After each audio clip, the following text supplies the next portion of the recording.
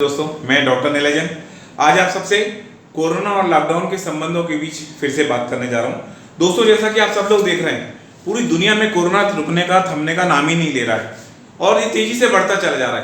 पूरी दुनिया में 1.25 करोड़ के करीब केसेस हो गए और उसमें से लगभग 5,20,30,000 लोग मर चुके हैं। हमारे भारत वर्ष में भी कोरोना जब से शुरू हुआ है उससे आज तक कोरोना के केसेस लगातार बढ़ते ही चले जा रहे हैं। अभी तक हमारे देश में भी लगभग 8 लाख के करीब केसेस अफेक्टेड संक्रमित हो चुके हैं और उसमें से लगभग 20,000 लोगों की डेथ हो चुकी है।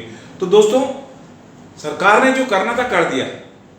ये 25 माह से जो सरकार ने लॉकडाउन किया था मई तक 2-2.5 महीने के समय में, उस पीरियड में सरकार ने लोगों को कोरोना के बारे में सारे पहलुओं का ज्ञान करा दिया कि कोरोना क्या है, कोरोना से कैसे बचा जा सकता है, कोरोना का क्या इलाज है। सारी चीजें सरकार ने आप लोगों को बता दी। अब जब से लॉकडाउन खुला है तो अब सारी की सारी जो पारी है वो हमें खेलना है, आपको खेलना है, हम सबको मिलके खेलना है। क्योंकि अब सरकार कुछ नहीं कर सकती। सरकार ने एक व्यवस्था बना दी कि भाई आप कोरोना से बचिए। कोरोना यदि आपको हो जाता है तो उसके लिए सरकार ने अस्पताल बना दिए और वहां पे पूरी व्यवस्थाएं कर दी है। या तो आप बचिए जिससे आपको कोरोना ना हो, पर यदि आपको कोरोना हो जाता है तो आपको फिर अस्पताल में आके भर्ती होना पड़ेगा। वहां पे सारी सुविधाएं, डॉक्टर्स हैं, पूरी मेडिसिन हैं, ऑक्सीजन लाइन है, वेंटिलेटर्स हैं। आप वहां आके अपना इलाज कराइए।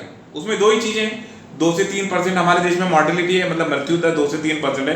100 में लगभग 3%, 3.5% लोग हमारे देश में अभी कोरोना से मृत्यु के मुंह में जा रहे हैं। तो या तो आप 97% में आ जाएंगे, माइल्ड टू मॉडरेट केस है, कि आपको मतलब कोई प्रॉब्लम नहीं होगी। लेकिन अनफॉर्चुनेटली या दुर्भाग्यवश आप 3% में भी आ सकते हैं।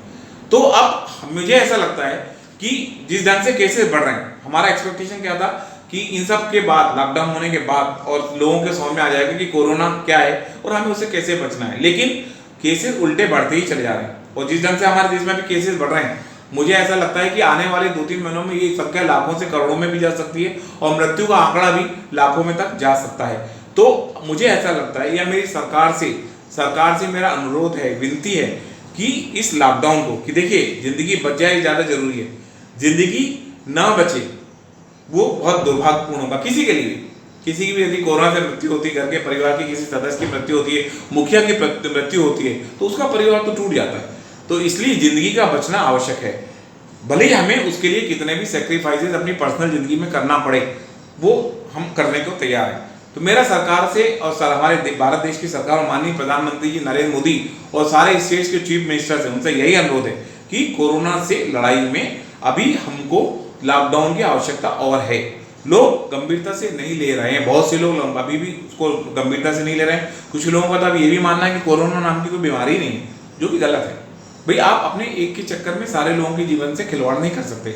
तो सरकार को चाहिए कि गंभीरता से फिर से लॉकडाउन पे विचार करे और इसको इस बार सिस्टमेटिक करे, प्लानिंग करके करे।